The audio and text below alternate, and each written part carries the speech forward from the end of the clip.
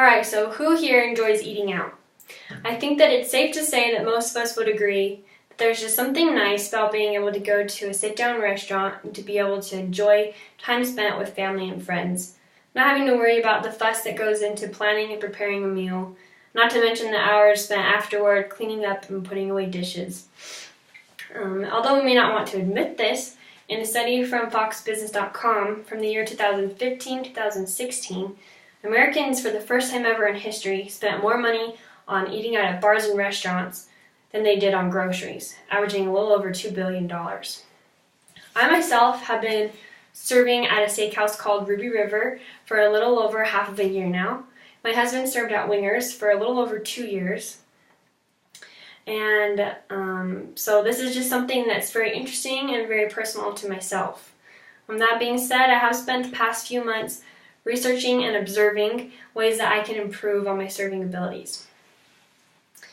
The reason why I would like to bring these things to your attention today is because as we improve on these things, we will be able to see the results of our efforts in the tips that we make.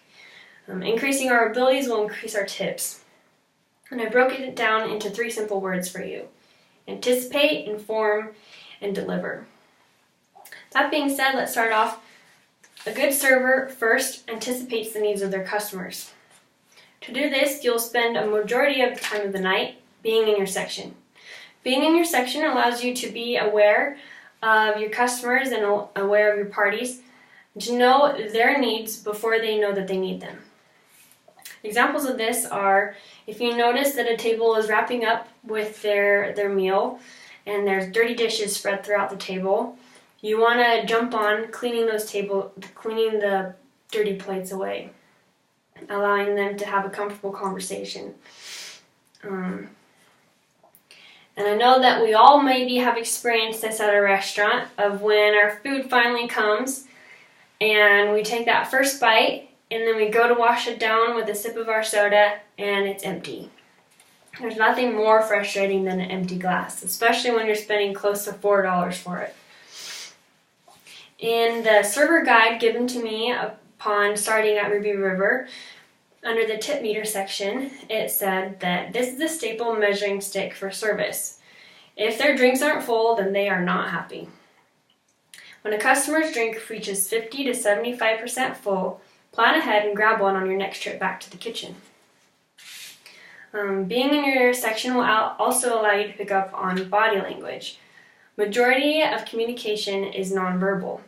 As you pick up on mental cues from them of if they're unpleased with their meal or unsatisfied, you'll be able to fix these problems before they have time to complain about them. Second, a good server keeps the customer informed of what they're doing. One way to do this is to know your menu. This may be hard and take some time, but it will be beneficial to you. As people ask you questions, you'll be able to answer them on the spot, and they'll be impressed with the knowledge that you have and your helpfulness. And also being able to know if there's something special or unique about the building that the restaurant is in, or the story of how it got started, or if there's a specific item or drink that is special to your restaurant. Inform them of these things. An example of this maybe at Ruby River is that we have special root beer. When I greet a table, I like to let them know about this. Say, can I interest you in a glass of our Moab root beer? It comes straight from the tap and poured into an ice cold mug that's been chilling all day long. If you've come to Ruby River and haven't had a root beer, you're missing out. Toast, a management blog, reports that part of any job is to work smarter, not harder. Instead of selling a thing, sell an experience. Also, never assume that the customer knows what you're up to. If you're about to go back and get them a refill, or if there's a wait in the kitchen on their food, or you're going to be off the floor for a little bit visiting with a party, let them know of these things.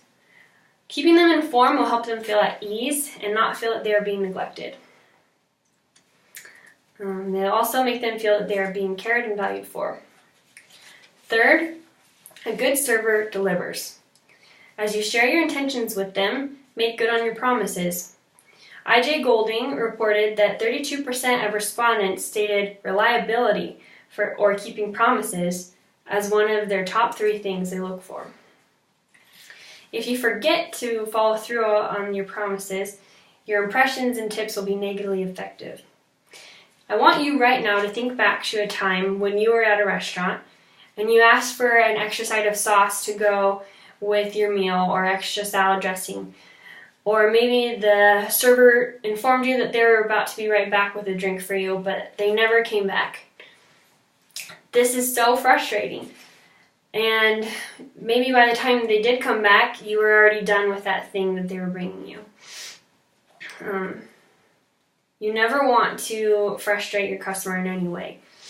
Your number one priority as a server is to provide outstanding service. To conclude, a good server will apply these 4 steps into their serving abilities. First, to be aware. Second, to inform. And third, to deliver. I know that you can do this, and as you do, you will see a result in the tips that you make.